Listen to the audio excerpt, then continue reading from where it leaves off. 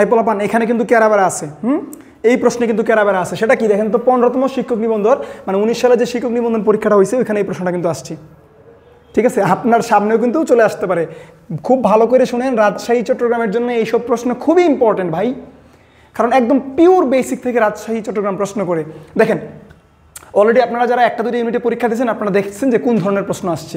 ঠিক আছে, এবার ষষ্ঠের প্রশ্ন বেসিক থেকে হয়েছে, এই কারণে আমার বাচ্চারা সবাই মোটামুটি 13, 14, 15 দুজন বলছে যে ভাই 15 পাইছি, 14 তো অনেকেই আছে মাশাআল্লাহ। হ্যাঁ, তা আপনারাও রাজশাহীতে চট্টগ্রামের নাম্বারটা পাবেন, চিন্তা করেন না। দেখেন বলতেছে কি, এটাও কারেকশনের প্রশ্ন, চুজ দ্য কারেক্ট সেন্টেন্স, 4টা অপশন, 4টা সেন্টেন্স দেওয়া আছে। আপনাকে বলছে একটা খুঁজে বের করো যেটা এখানে সঠিক, আর 3টাই কি ভুল। তাহলে আমরা একটু দেখি। 1 নম্বরে বলতেছে I have many works to perform. Okay, আমার হাতে কিছু কাজকর্ম আছে যেটা তোমাকে আমি দেখাইতে পারি বা পারফর্ম করতে পারি, এই ধরনের কোনো একটা অর্থ বোঝাচ্ছে। দেখেন তাহলে এই প্রশ্নটা হচ্ছে নাউনের প্রশ্ন। হ্যাঁ, এটা নাউনের প্রশ্ন। স্পেসিফিকলি যদি আরও বলি, সিএন মানে কাউন্টেবল নাউন, আর একটা হচ্ছে ইউসিএন বা ইউএন আনকাউন্টেবল নাউন। কাউন্টেবল এবং আনকাউন্টেবল নাউনের প্রশ্ন এটা। আমরা যদি আরও স্পেসিফিক করে গ্রামারটার নামটা বলি তাহলে ডিটারমিনার্স উইথ কাউন্টেবল এবং আনকাউন্টেবল নাউন, এটা হচ্ছে টপিকের নাম। ঠিক আছে, তাহলে আমরা দেখি তো ওয়ার্ক, যেহেতু বললাম আপনাকে নাউনের প্রশ্ন, তাহলে সবার আগে আমরা নিব কি ওয়ার্ক। এই যে ওয়ার্ক একটা শব্দ, মনে রাখবেন ওয়ার্ক একটা নন কাউন্টেবল নাউন। ওয়ার্ক যখন কাজ করা তখন সে ভার্ব, কিন্তু এখানে তো ওয়ার্ক কাজ করে না, এখানে ওয়ার্ক হচ্ছে নাউন। যেহেতু ওয়ার্কটা এখানে নাউন, সো সেটা একটা ডেফিনেটলি নন কাউন্টেবল নাউন। আর আমরা জানি নন কাউন্টেবল নাউনের আগে মেনি বসার কোনো সুযোগ নাই, নো ওয়ে। নন কাউন্টেবল নাউনের আগে মেনি বসার কোনো সুযোগ নাই। আমরা জানি নন কাউন্টেবল নাউনগুলোর আগে মাচ, লিটল বসে, আর কাউন্টেবল নাউনগুলোর আগে মেনি, মোর, ফিউ এগুলো বসে। তাহলে আমরা দেখলাম এখানেও ওয়ার্ক বলছে, এখানেও ওয়ার্ক বলছে। আচ্ছা, এখানে কিন্তু আরেকটা ভুল আছে। দেখেন ওয়ার্কস কোনো সময় প্লুরাল হয় না। ঠিক আছে বলপান, ওয়ার্কস কোনো সময় প্লুরাল হয় না, তার মানে এটাও ভুল আছে, এখানে মেনিটাও ভুল আছে। এখানে আবার ওয়ার্কটা ঠিক আছে বাট মেনি তো হয় না, এটা ভুল।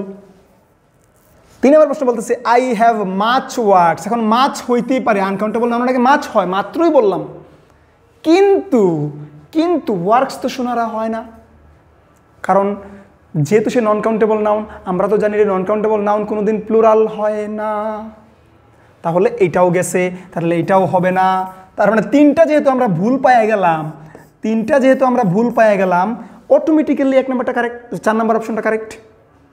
আপনার এটা নিয়ে আর ভাবা চিন্তার দরকার নাই, অটোমেটিক্যালি ওইটা কারেক্ট। এবং আপনি যখন প্রশ্নকে অ্যানালাইসিস করবেন, আপনি যখন প্রশ্নের বিশ্লেষণ করবেন, আমরা বারবারই এই কথাটা বলি যে আপনার 3টা কেন ভুল হয়েছে এটা আপনি খুঁজে বের করেন। যখন আপনি 3টা কেন ভুল হয়েছে এটা খুঁজে বের করবেন, তখন আপনি একটা প্রশ্ন থেকে 4টা জিনিস শিখতে পারবেন। যেটা কারেক্ট হয়েছে ওটা তো শিখবেনই, বাকি 3টা কেন হইল না এখান থেকে আপনি আরও 3টা জিনিস শিখবেন। তার মানে আপনাকে প্রশ্ন ওইভাবেই পড়া লাগবে। পরীক্ষা হলে না, ডেফিনেটলি পরীক্ষা হলে এত সময় পাবেন না। তো যারা করতে পারেন মাশাআল্লাহ, করলে ভালো। বাসায় বসে অবশ্যই আপনাকে 3টা কেন ভুল হয়েছে ওই ভুলগুলো খুঁজে বের করতে হবে, তখন আপনার ব্রেনটা আরও শার্প হবে। ওকে, আশা করি বুঝতে পারছেন। যেহেতু 3টা ভুল, এটা অটোমেটিক্যালি কারেক্ট। তারপরে আরেকজন বললেন, সকিনা এসে বললো যে ভাই যুক্তি দেন, বুঝি নাই। চলেন আপনাদেরকে একটু বুঝাই দেয় বিষয়টা।